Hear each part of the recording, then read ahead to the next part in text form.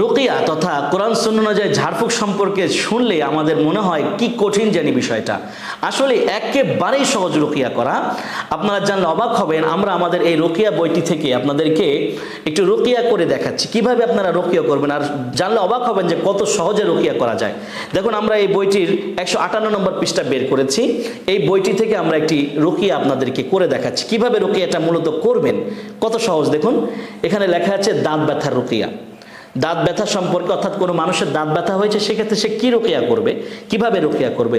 এখানে দেখুন কত ছোট্ট করে এখানে দেওয়া আছে।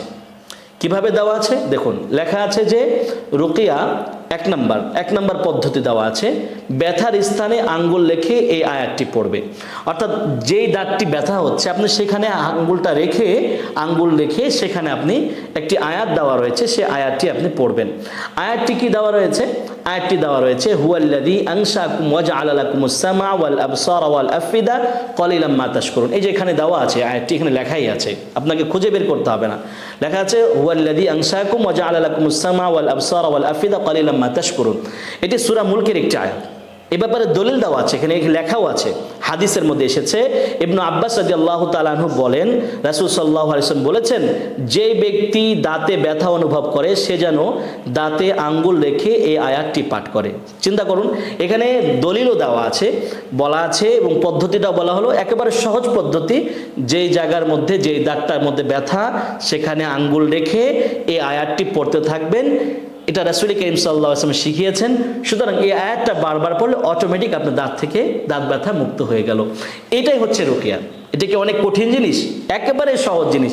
এভাবে বিস্তারিতভাবে বইয়ের মধ্যে প্রত্যেকটা বিষয় খুঁটে আমাদের জন্য দেখানো রয়েছে। সুতরাং ভয় পাওয়ার কিছু নেই।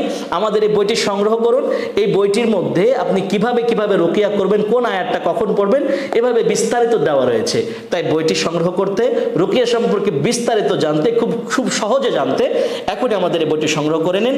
আর বইটি সংগ্রহ করতে আমাদের ইনবক্সে মেসেজ করুন অথবা নিচে দেওয়া লিঙ্কে ক্লিক করে আমাদের ওয়েবসাইট booknestbd.com এর যে সেখানে এই বইটি সম্পর্কে বিস্তারিত জেনে সূচিপত্র দেখে আপনার প্রয়োজন হলে এখনই সংগ্রহ করে রাখুন।